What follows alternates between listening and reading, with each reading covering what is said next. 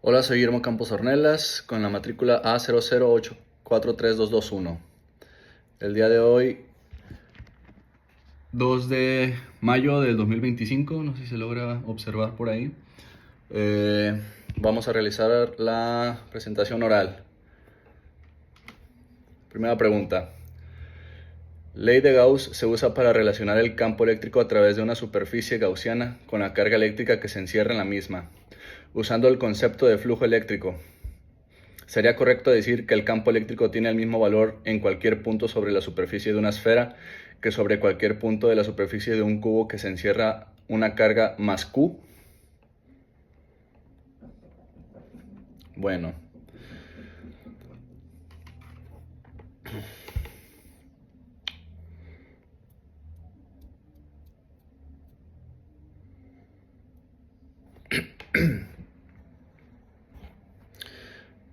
yo creo que no es correcto decir que el campo eléctrico tiene el mismo valor en cualquier punto sobre la superficie de una carga y sobre cualquier punto de la superficie de un cubo que se encierra la misma carga. Solo es constante sobre la esfera, no sobre el cubo.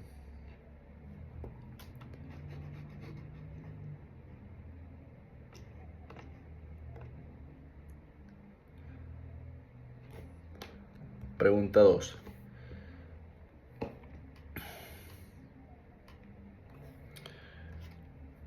En el circuito se muestra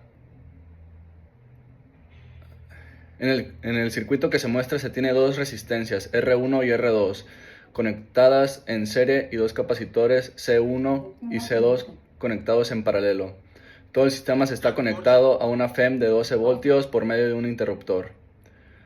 ¿Cómo actúan o cómo se verían en el circuito el capacitor equivalente de C1 y C2 en un tiempo igual a 0, es decir, inmediatamente después de cerrar el interruptor? ¿De qué elementos del circuito dependería la corriente que circula en ese momento T igual a 0?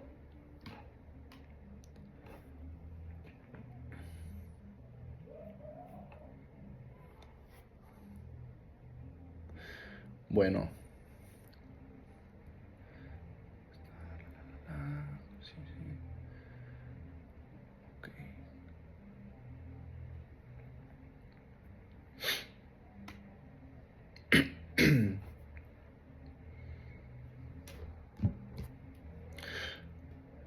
los capacitores se comportarían como un cortocircuito.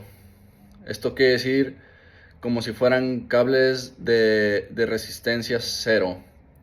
Esto ocurre porque no tiene carga aún y permite el paso de corriente mientras se cargan.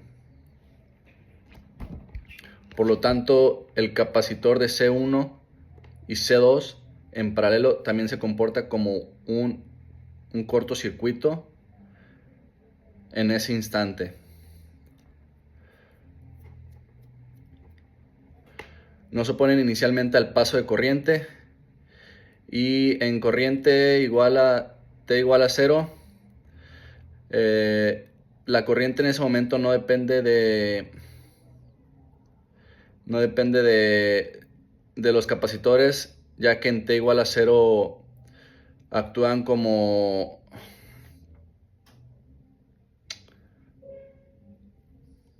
cables.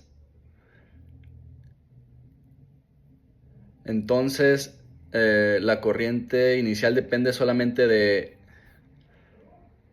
la fuente de voltaje FEM, que en este caso son 12 voltios, así es. Y la resistencia total del circuito está en serie. O sea que el capacitor equivalente no ofrece resistencia al paso de corriente.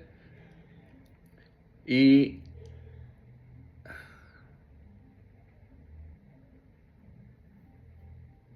creo que ya.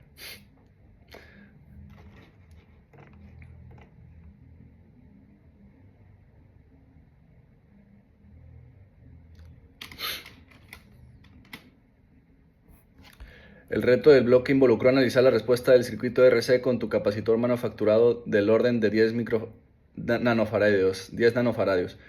En tu investigación descubriste que los capacitores convencionales tendrán constantes de tiempo igual a RC del orden de microsegundos a decenas de microsegundos. Por el contrario, los supercapacitores tienen constantes de tiempo T igual a RC de aproximadamente un segundo. ¿A qué se debe este tiempo de respuesta más lento? Recuerda, mientras más grande sea T, más tiempo le toma llegar a sus valores de carga máxima. En la parte inferior puedes ver como la serie del circuito de un supercapacitor.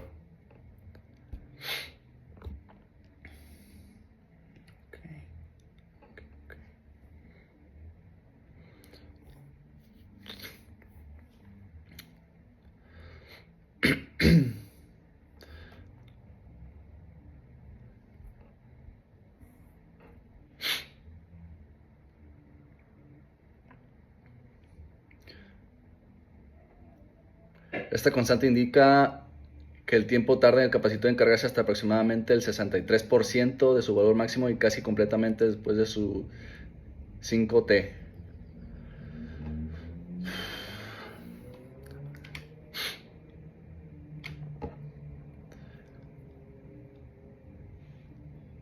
Y la comparación es que le implica mucho más tiempo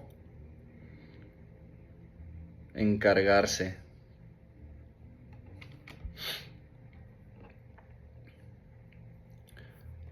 El tiempo de respuesta más lento del supercapacitor se debe a su gran capacitancia, lo que incrementa el constante tiempo RC, así que mientras más grande es más lento es el proceso en cargarse.